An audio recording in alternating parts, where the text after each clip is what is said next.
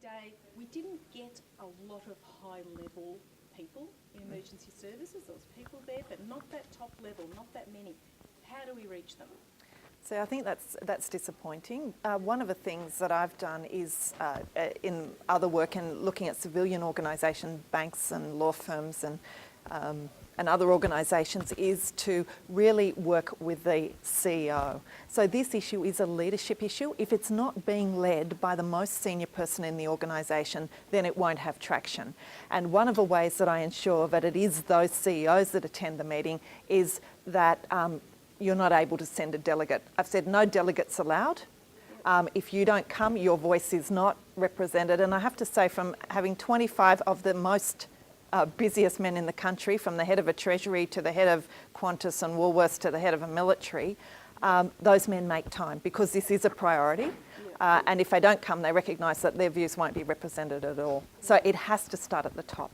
Yeah, I understand that, but you are Liz, you can call this, and you can't be everywhere all the time. How do we engage these senior people? I mean, Craig's on board, but how do we get further with those senior people? Well, I think it's very much about engaging the head and the heart.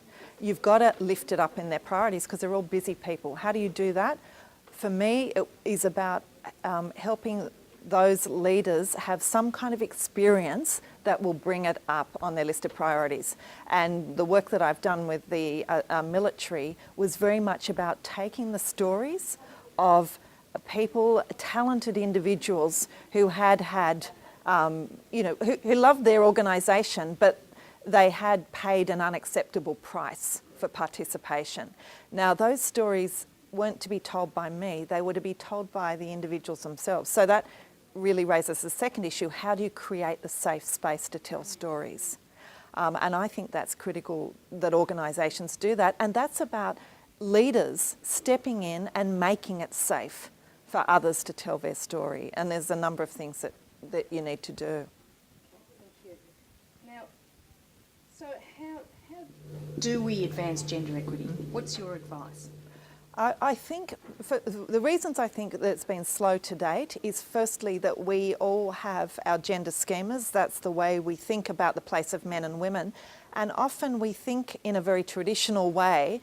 And when we ask people to embrace gender diversity in organisations, that's at odds with what our gender schema, our emotional belief system is telling us.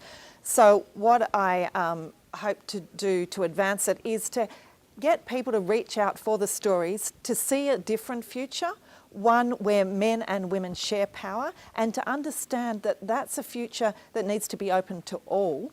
But not only that, it will create the most high-performing organisation, and an inability to move in that direction means that your organisation will become less and less relevant over time. Part of the reason for that is that over 50% of the talent pool of this country is female. If women aren't represented and at the senior levels in organisations, then you haven't got the best talent. You just haven't. So what's in it for men? What's in it for men is very much about when we have more equal organisations, when we have more equal societies, all the research shows that that's when everyone flourishes. So men do better, women do better, our children do better. That's what's in it for men. And, most men don't sit in isolation to women. Where it's not a zero-sum game where women win and men lose. This is very much about advancing everyone. And I think most men really understand that. We heard a moment ago about the difficulty with maybe that middle management level, that even if you get the hearts and minds of the people at the top, there's resistance there. How do we deal with that? How do we get through You're right. The middle level of any organisation is where the culture sits. Those people are the keepers of a culture. They're the cultural ambassadors. If you want change, that's the level you need to work at. So in terms of helping that group change, it's once again, I think, showing them that a different future, maybe to the one that they envisaged, is a future where they're going to not only play a part, but it's a future that's going to benefit everyone. Now, you do that once again either through the storytelling, either through changing the way people's performance is measured, through actually being quite strong about what behaviours are not tolerated.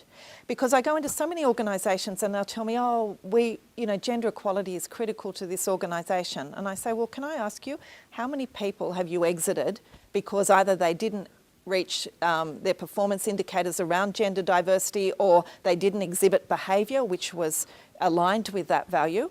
Most organisations will tell me that that never happens. Well, there's your answer. If there's no action that's taken, if there are no consequences for not living the organisation's mantra around gender diversity, then people won't change. So you're saying take it out of policy or make it a real thing with consequences? Yeah, you need to absolutely take it out of a policy. That policy needs to be lived on the ground. And in fact, that's one of the things that I saw in my pregnancy inquiry and return to work. You're worse off in a large organisation, which is interesting. What that tells me is you can have the best policies in the world. If they're not being lived on the ground, then change won't happen and discrimination will still thrive in those environments.